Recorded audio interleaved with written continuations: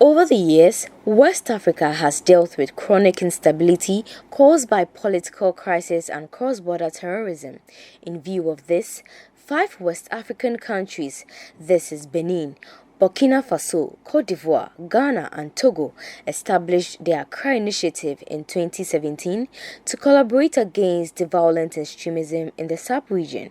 Mali and Niger were admitted as observers before becoming members in 2019.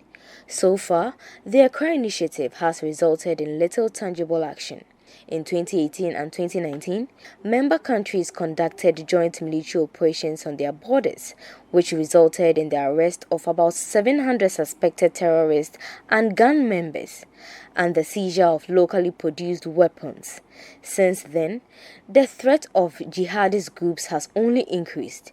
Ghana's Minister of National Security, Albert Kandapa, revealed that between July 1st and September 30 this year alone, there were 264 recorded terrorist attacks in West Africa, resulting in 749 deaths. In a bid to complete government's efforts at preventing a spillover terrorism from the Sahel and address transnational organized crime within the common border areas of member states, the National Commission for Civic Education, together with the European Union, signed and launched an 18-month project dubbed Preventing and Containing Violent Extremism to deepen awareness on violent extremism in the 5 regions of the north and border regions of the country. We signed a new contract with the European Union, not a contract, more of an agreement with the European Union, where we benefit from an amount of 1.7 million euro.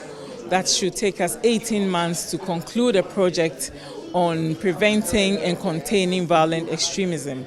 I'm sure that this is not a new topic to people. We all know that in the past couple of weeks there's been a lot of talk of that. However, we at NCCE, we started working on this project from last year. Last year we undertook the North Press-Sec, also funded by the EU, and also focused on in the northern parts of Ghana, doing community engagement, talking to people, creating awareness so that people understand the nature of the threats that we face, people understand their role as frontline communities in the scheme of things, and people understand how to identify a threat and what to do when the threat is identified. Chairperson of the NCCE called on the government to resource the institution to be able to educate Ghanaians in other parts of the country. Imploring government that this project is focused on the north, but we all know that the problem is all over.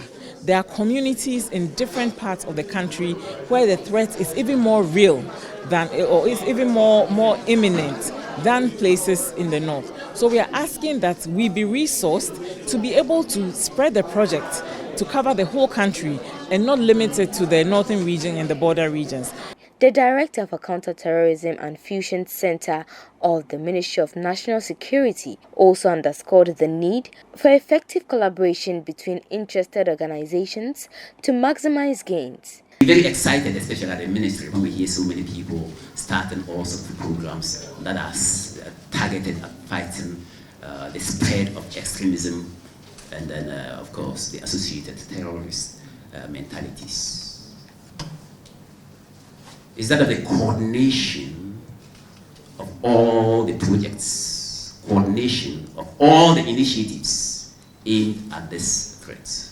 But we would like, and of course that's what's one of the mainstay of the Fusion Center, that to avoid duplications, to maximize the use of resources, no matter where they come from, to ensure that a larger reach of our 30.8 million Ghanaians are reached, that the projects are well coordinated, and that we imbibe a bit of humility in understanding and speaking across sectors, across ministries, in this coordination work. The head of delegation of the EU to Ghana said they would always partner with Ghana to ensure peace and stability in the country.